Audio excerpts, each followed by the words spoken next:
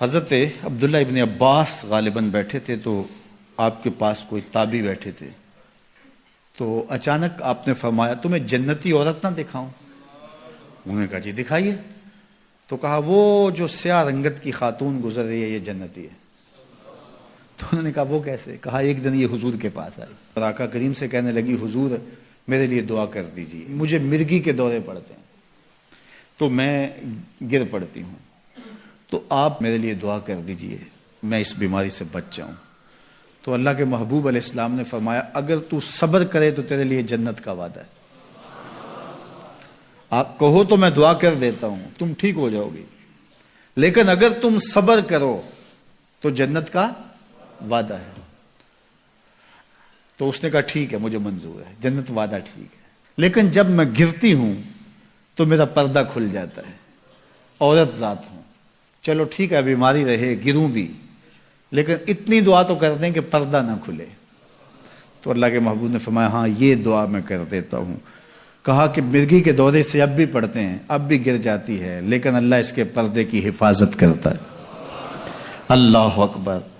تو پردہ کتنی اہم چیز ہے اور ہمارا دین ہمیں اس کی تلقین کرتا ہے کہ تمہارا حیا نہیں لٹنا چاہیے، تمہارے پردے کی حفاظت رہنی چاہیے. حیا دین ہے اور حیا کے ساتھ اسلام کا تعلق کتنا گہرا ہے کہ یہ دونوں جڑی ہوئی چیزیں ہیں. ایک رخصت شے ہوتی ہے تو دوسری بھی رخصت ہوتی ہے. مجھے بھی آپ کو بھی عملی کوشش بھی کرنی چاہیے کہ یہ جو ذرائع ہیں حیا باختگی کے، ان سے اپنے آپ کو اور اپنی نسل کو بھی بچایا جائے، اپنی معاشرت کو بھی بچایا جائے. اور دوسری بات کہ ایمان کی تکمیل تو حیا سے ہی ہے. یہ باڑ ہے ایمان کے لیے، اگر یہ باڑ اتر گئی تو ایمان پر حملہ ہو جائے گا. تو ہم مغرب کی نقالی میں اس کو ترقی نہ سمجھیں. اگر حیا باختگی لباس مختصر بلکہ اتار دیا جانا یہ ترقی اور کامیابی ہوتی تو پھر تو کعبہ اللہ کا ننگے طواف لوگ کیا کرتے تھے، وہ ترقی یافتہ ہوتے. تو برہنہ ہو جانا یہ حیوانیت کی طرف سفر ہے، یہ کامیابی نہیں ہے، یہ عروج نہیں ہے، یہ فیشن اور ترقی نہیں ہے، یہ تو اخلاقیات سے کنارہ کشی ہے، یہ تو حیا باختگی ہے. اسلام ایک روشن خیال دین ہے، اسلام ترقی یافتہ دین ہے، اسلام انسانی مزاج سے ہم آہنگ دین ہے، انسانی ضروریات کے تقاضوں کو پورا کرنے والا دین ہے. انسانیت سے، ہمارے مزاج سے، ہماری فطرت سے ہٹ کر کوئی دین نہیں ہے. تو نفس کی تسکین اور ہے، روح کی تسکین اور ہے. تو جوانی کے دور کے اندر نوجوان کی زندگی کے کچھ ترجیحات ہوتی ہیں لیکن بعد کے اندر وہ خود سمجھ رہا ہوتا ہے کہ میں یہ غلط ہوں. آج مغرب پریشان ہے کہ انہوں نے جوانی کے 4 ایام تو اپنی خواہشوں میں اسیر ہو کے گزار لیے لیکن ان کے بڑھاپے کی تلخیوں کو آپ نہیں جانتے کیا ہے. تو مغرب کے سانچے میں ڈھلنے کی کوشش نہ کرو. وہ اقبال نے کہا تھا نئی تہذیب تکلف کے سوا کچھ بھی نہیں، چہرہ جو نہ روشن ہو کہ تو کیا حاجت گلگو نہ فروش. اندر کچھ ہو ہی نہ اور اوپر میک اپ کیا ہوا ہو تو وہ تو کبھی اترے گا، جب اترے گا تو نیچے سے کیا بلا نکلے گی.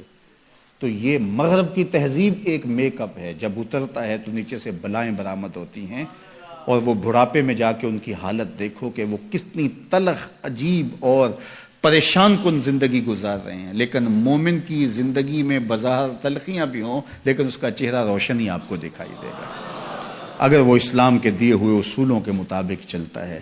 تو مشرق کو کبھی بھی مغرب کی نقالی نہیں کرنی چاہیے.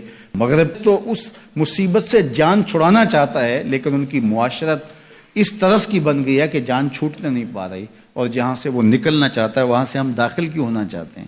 تو میری بیٹی، میری بہن، تو مغرب کی بیٹی نہیں ہے، تو مشرق کی شہزادی ہے. تیرا برقع، تیری چادر، تیرا حجاب تیری آبرو کا پہرا ہے. جب تو سمٹتی ہے تو معاشرہ پھیلتا ہے.